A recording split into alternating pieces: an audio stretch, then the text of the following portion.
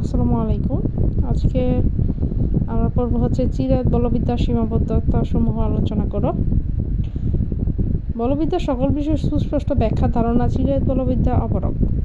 সুতরাং চিরায়ত বলবিদ্যার কিছু সীমাবদ্ধতা বা অক্ষমতা রয়েছে, নিম্নে তা তুলে ধরা হলো। ইলেকট্রন প্রসঙ্গে চিরায়ত বলবিদ্যার তথ্য মতে নিউক্লিয়াসের চতুর্দিকে ঘূর্ণায়মান কোনো ইলেকট্রন তার শক্তি হারায়। অর্থাৎ চিরায়ত বলবিদ্যা প্রথমত হচ্ছে নিউক্লিয়াসে যে ইলেকট্রনগুলো ঘোরার সময় তাদের শক্তিগুলা কি ক্রমাগত হারায়।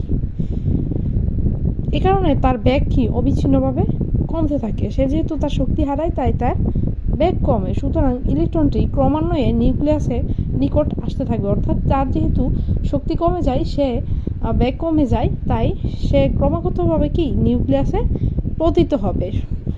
এর পরিমাণ কি নিউক্লিয়াসে পতিত হবে।